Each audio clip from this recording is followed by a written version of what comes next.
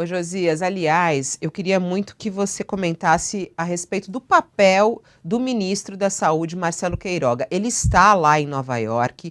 Ontem, eu não sei se a gente tem essa imagem, a gente tem essa imagem. Ontem, ele bravo com a história também dos manifestantes. Olha ele aí.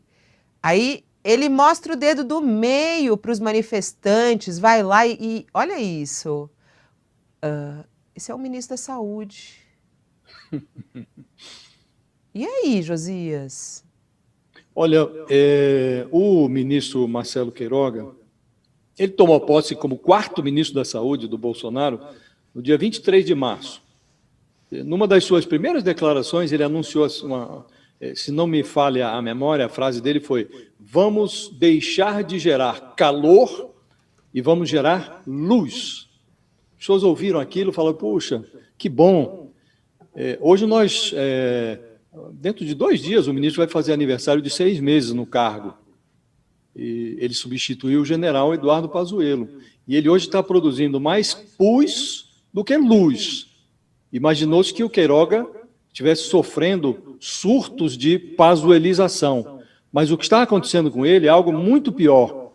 O Queiroga foi infectado pelo vírus do bolsonarismo. Ele virou um ministro terminal.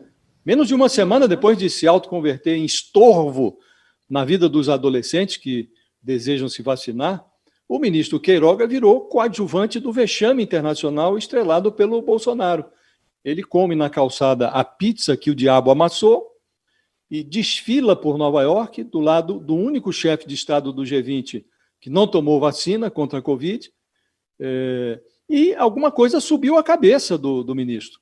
Submetido aos efeitos adversos desse convívio com o capitão, o Queiroga foi filmado brandindo lá para manifestantes anti-Bolsonaro, o dedo do xingamento, o dedo médio, esse simulacro de um pênis. Esse é o papel que o ministro da Saúde do Brasil está fazendo em Nova York.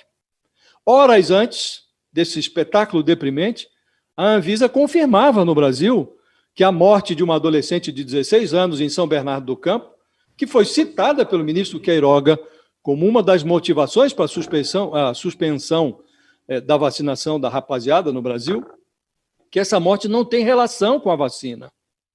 O ministro ficou numa situação quase tão vexatória quanto a do Bolsonaro, que no ano passado tratou como evidência de insucesso da Coronavac a morte de um voluntário que tinha cometido suicídio. Não tinha nada a ver com a vacina Coronavac que estava sendo testada naquela ocasião. Mas o presidente tratou aquilo como um feito pessoal, até uma vitória dele sobre o governador de São Paulo, João Dória.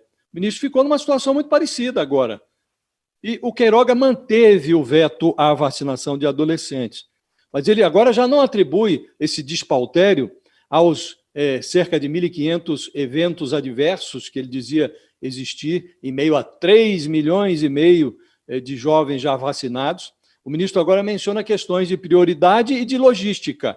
Ele alega que é preciso priorizar a vacinação dos maiores de 18 anos. Na prática, o que o Queiroga está fazendo é admitindo a falta de vacinas que ele dizia que estavam sobrando no Brasil.